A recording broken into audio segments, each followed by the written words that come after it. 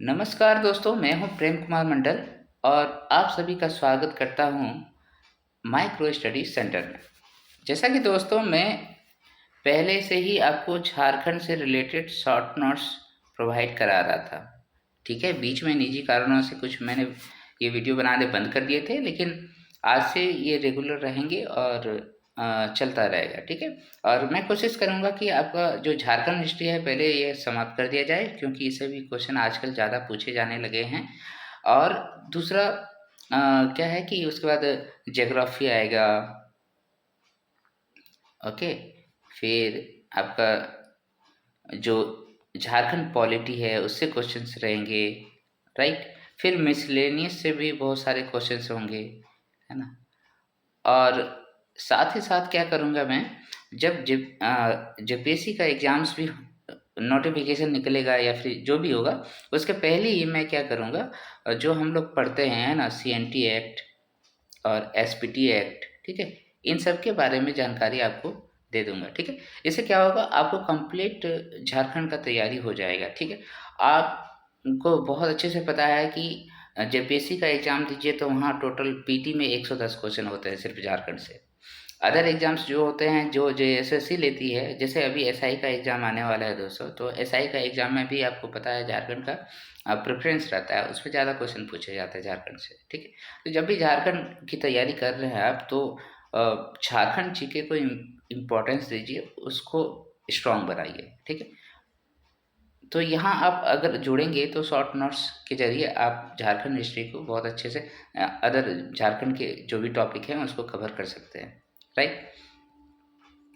तो आज हम लोग पढ़ेंगे सिंह डायनेस्टी, ठीक है। सिंह डायनेस्टी के बारे में आज पढ़ेंगे और जानने का प्रयास करेंगे कि आखिर इसकी स्थापना कौन करता है, या किस क्षेत्र में राज करते हैं, और इनके महत्वपूर्ण कौन कौन से राजा थे, ठीक है। इतना ही टॉपिक में इस वंश के बारे में बात करेंगे।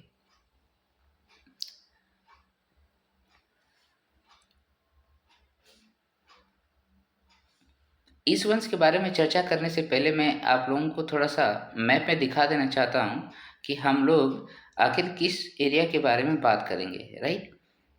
यहाँ हम लोग झारखंड का मानचित्र में देख सकते हैं कि यहाँ पर देखिए झारखंड एग्जिस्ट करता है इंडिया के मैप में, राइट। तो यहाँ से भी क्वेश्चन पूछे जाते हैं, आपको मालूम है। यहाँ पर पूछ देता है तो उसमें आपको बताना होता है कि नॉर्थ ईस्ट में जो है हमारा झारखंड एग्जिस्ट करता है। यह अभी हम लोग कोल्हान प्रमंडल के बारे में बात करेंगे, ठीक है। इस कोल्हान प्रमंडल में आपको वेस्ट सिंहभूम मिलेगा, सरायकेला खरसवा मिलेगा, और साथ ही साथ ईस्ट सिंहभूम मिलेगा।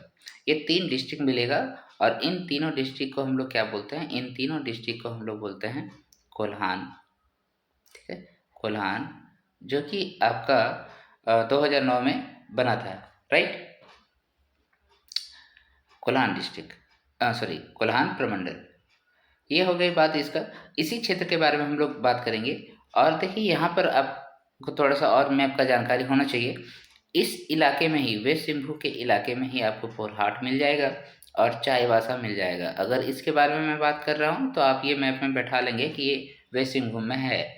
और अगर इस सिंहभूम के बारे में मैं बताऊँ तो यहाँ पर आपको ढालभूम मिल जाएगा, और दूसरा जो है घाटशिला मिल जाएगा, ठीक है, घाटशिला।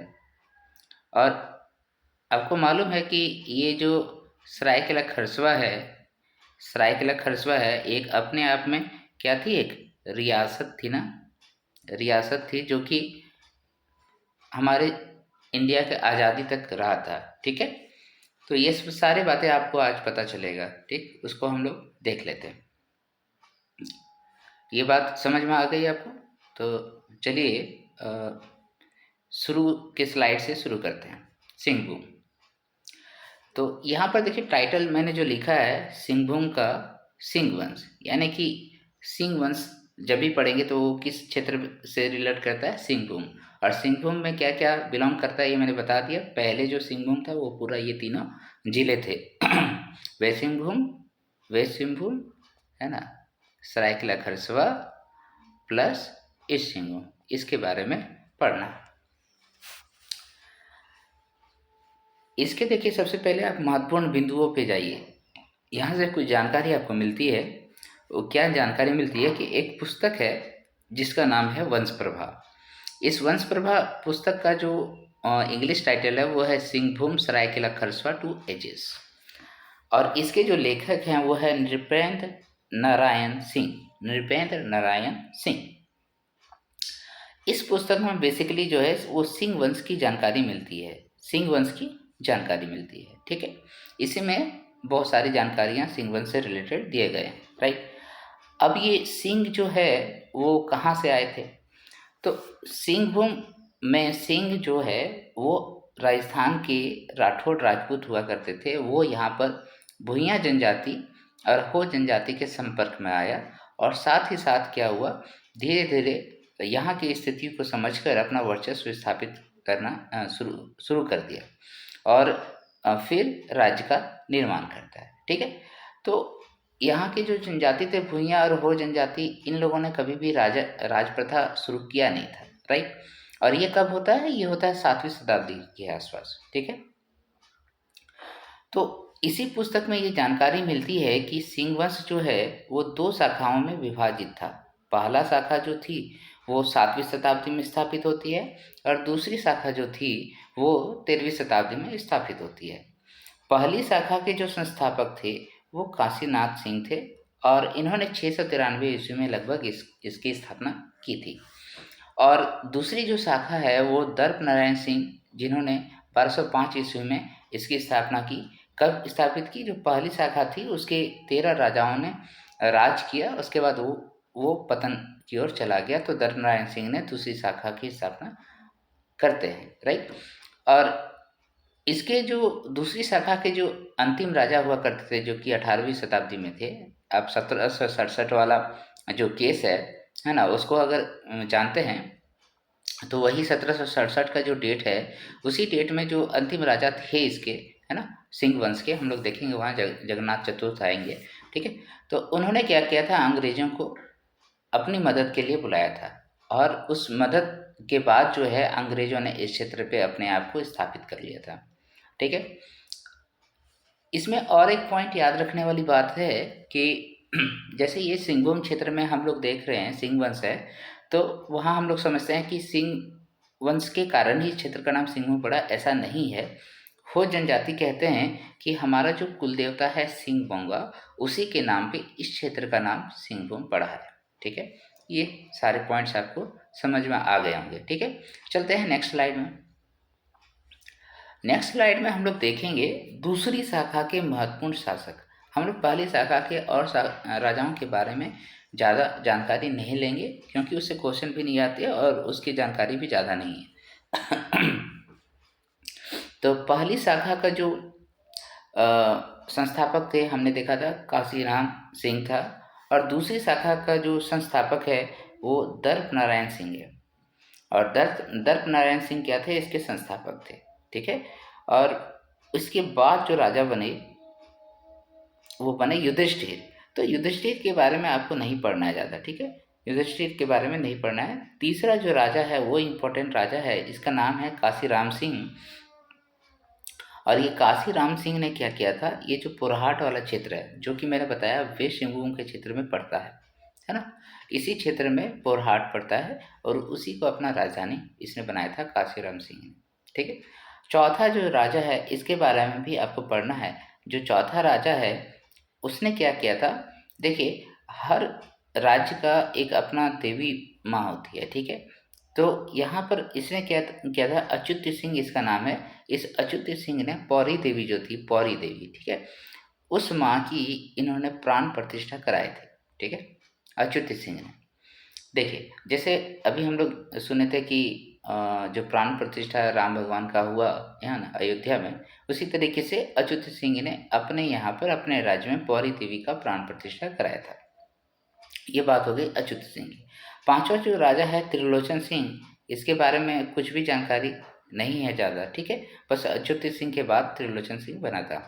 और त्रिलोचन सिंह के बाद जो राजा बना वो बना अर्जुन सिंह प्रथम।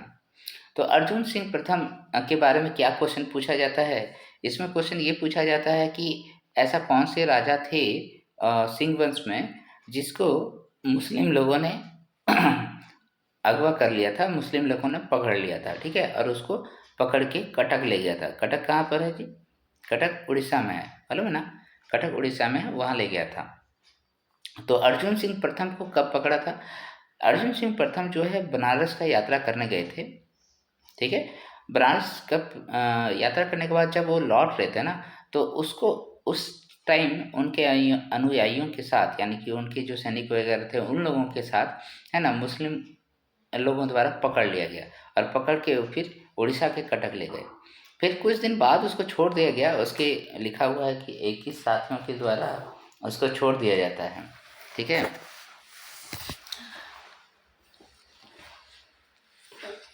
तो 21 साथियों के द्वारा छोड़े जाने के बाद, है ना, वो फिर वापस अपना राज्य चले जाते हैं। और फिर क्या है कि इसके अन्य शासक को हम लोग देखें जो बहुत इम्पोर्टेंट है, उसमें से आप पहला शासक ले लीजिए, जगन्नाथ सिंह द्वितीय। कौन? जगन्नाथ सिंह द्वितीय। तो जगन्नाथ सिंह द्वितीय के समय में भूइयाँ जनजाति जो थी ना, ये लोग काफ़ी उपद्रव मचाए थे। उसका रीजन क्या था कि जगन्नाथ सिंह खुद जो है एक उत्पीड़क शासक था, है ना, काफ़ी प्रजा पे जुल्म ढाते थे, ठीक है। उसके बाद फिर जो राजा बनते हैं वो बनते हैं पुरुषोत्तम सिंह, ठीक है। ये पुरुषोत्तम सिंह का ही भाई होता है विक्रम सिंह, ठीक है। यहाँ पर ये इम्पोर्टेंट पॉइंट है कि पुरुषोत्तम सिंह का जो भाई होता है विक्रम सिंह, और यही विक्रम सिंह जो है वो सरायकेला खरसावां राज्य की स्थापना करता है, ठीक है। यहाँ पर ये वाला इम्पोर्टेंट पॉइंट है, ये याद रखिएगा। भाई जो था उसका विक्रम सिंह, उसी ने सरायकेला खरसावां राज्य की स्थापना किया है। तो जगन्नाथ सिंह के बाद पुरुषोत्तम सिंह। अब ये पुरुषोत्तम सिंह जो होता है वो, इनकी मृत्यु बीच में ही हो जाती है जब इसका बेटा छोटा होता है। और इसका बेटा कौन होता है? अर्जुन सिंह द्वितीय होता है। तो अर्जुन सिंह द्वितीय जो है बहुत जब छोटा होता है तो पुरुषोत्तम सिंह डेथ कर गए, तो इसका लालन पालन कौन करेगा? विक्रम सिंह करता है, ठीक है। इसका लालन पालन विक्रम सिंह करता है। और ये विक्रम सिंह जो है वो अपना भतीजा को मतलब धोखा नहीं देता है, ठीक है। तो इसी का फ़ायदा भी विक्रम सिंह को मिलता है। और बाद में अर्जुन सिंह जो है वो अपना चाचा को उस क्षेत्र में 12 गांव जागीर में दे देता है, ठीक है, जागीर में दे देता है। और इसी जागीर का नाम जो होता है वो होता है सिंहभूम पीर। उसी जागीर का नाम होता है सिंहभूम पीर। और बाद में इसी क्षेत्र को वो आगे बढ़ाता है विक्रम सिंह, और धीरे धीरे उसका नाम सरायकेला रखता है, ठीक है। बाद में फिर खरसावां भी बनता है, वो उसकी बात की कहानी है। लेकिन यहाँ पर सिंहभूम पीर का जो इलाका होता है उसी को धीरे धीरे विक्रम सिंह आगे बढ़ाता है और अपना राज्य का स्थापना करता है। फिर इसके बाद राजा बनता है अमर सिंह। अमर सिंह की ज़्यादा कोई भी कहानी हमें नहीं समझना है। और चौथा, इसका जो अंतिम राजा जो होता है वो होता है जगन्नाथ सिंह फोर्थ। ये बहुत इम्पोर्टेंट नाम है, इसको भी याद रखिएगा। यही वो राजा थे जिसके समय में क्या होता है, ये जो पूरा इलाका होता है कोल्हान प्रमंडल, वहाँ पर हो जनजाति और कोल जनजाति ये क्या करते हैं, पूरा राजा के खिलाफ हो जाते हैं, पूरा उपद्रव मचाते हैं जहाँ तहाँ, है ना। कोल लोग तो इस क्षेत्र से बाहर भाग के भी अपना पूरा पूरा उपद्रव मचाते रहते हैं, ठीक है। तो अब जगन्नाथ सिंह का अकेले की बस की बात थी नहीं कि इस विद्रोह को दबा दिया जाए, वो इसमें विफल हो गया। तो फिर इसने सबसे पहले क्या किया, नागवंशी शासक जो था दर्पनाथ सिंह उस समय, है ना, उससे मदद मांगती है और दोनों मिल के फिर से लड़ाई लड़ते हैं। लेकिन दोनों फिर से असफल हो जाते हैं। दोनों हो जनजाति और कुल जनजाति द्वारा मचाए गए उपद्रव को नहीं दबा पाते हैं। फाइनली क्या होता है, उस टाइम वो देखते हैं कि अंग्रेजों का दबदबा चलता है, उनके पास अच्छे सैनिक होते हैं, है ना। अच्छे सैनिक कहने का मतलब उसके पास टेक्नोलॉजी है, सीधी सीधी बात है। तो इनको लगता है कि हम क्यों ना EIC से मदद मांगे, है ना, EI से मदद मांगे, ईस्ट इंडिया कंपनी से। और 1767 में मदद मांगी जाती है। और तब फिर झारखंड में उस समय ये आराम से आ जाते हैं अंग्रेज लोग इसके बुलावे पे। और वहाँ पर हो जनजाति और कुल जनजाति के विद्रोह को दबा देते हैं। ठीक है, तो ये कहानी हुई सिंह वंश के शासकों की। ठीक है, इसमें जो जो नाम इम्पोर्टेंट है, जो कहानी है, वो मैंने आपको बता दिया। ठीक है, इसको याद रखिएगा। इससे ज़्यादा सिंह वंश के बारे में हमें नहीं पढ़ना है। मैंने ये भी बता दिया कि वो किस इलाके से बिलोंग करते थे, तो ये वाला इलाका आप याद रखिएगा, है ना, कोल्हान प्रमंडल। राइट। तो दोस्तों आज का क्लास इतना ही, और आगे का क्लास भी इसी तरह से मैं छोटा छोटा लाऊंगा और आपको पूरी जानकारी देने के प्रयास करूंगा। ठीक है, thank you for watching my video. अगर आपको मेरा क्लास पसंद आ रहा हो तो प्लीज़ सब्सक्राइब जरूर कर दें। ठीक है, इसको आप बेल आइकन भी दबा के रखिए ताकि जो भी वीडियो आए आप तक जल्दी से जल्दी पहुंच जाए, और शेयर ज़रूर कर दीजिए दोस्तों, है ना, ताकि और बच्चों तक मैं पहुंच पाऊँ। ठीक है, ठीक है दोस्तों, आज का क्लास इतना ही। Good night.